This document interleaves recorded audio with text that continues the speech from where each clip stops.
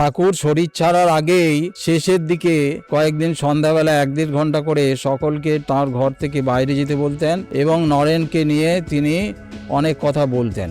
সেই সময় আসলে ঠাকুরের জন্মগ্রহণ তো নিজের জন্য নয়, তিনি ঈশ্বর, তিনি নিত্যমুক্ত অবতার, তিনি আমাদের মুক্তির জন্য এসেছেন, আমাদের উদ্ধারের জন্য এসেছেন। তিনি স্বামীজিকে দিয়ে তার ভবিষ্যৎ কর্মপন্থা নির্দিষ্ট করতে চেয়েছিলেন। ভবিষ্যৎ সংঘ কিভাবে হবে, সংঘের বিভিন্ন গুরু ভাইদের কিভাবে একত্রিত রাখতে হবে, কি করণীয়, সেই সব জিনিসই সম্ভবত ঠাকুর ওই 1.5 ঘন্টা 2 ঘন্টা সময় স্বামীজিকে প্রত্যেক দিন সন্ধ্যাবেলা যেমন রুদ্রদ্বার গৃহে বলতেন। পরে তিনি শক্তি সঞ্চারও করেছিলেন স্বামীজির মধ্যে।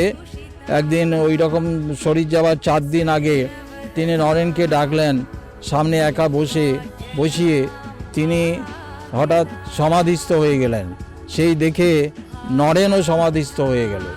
সমাধি থেকে ফিরে নরেন দেখলেন ঠাকুর আকুলভাবে কাঁদছে। তখন স্বামীজি বললেন, কি হলো ঠাকুর? ঠাকুর বললেন, আজ তোকে সব দিয়ে আমি ফকির হয়ে গেলাম। অর্থাৎ তিনি তাঁর যা শক্তি, সাধন শক্তি, তা নরেনের মধ্যে সঞ্চারিত করে দিলেন ভবিষ্যৎ কর্মপন্থা, ভবিষ্যৎ কাজের শক্তি যোগান দেবার জন্য।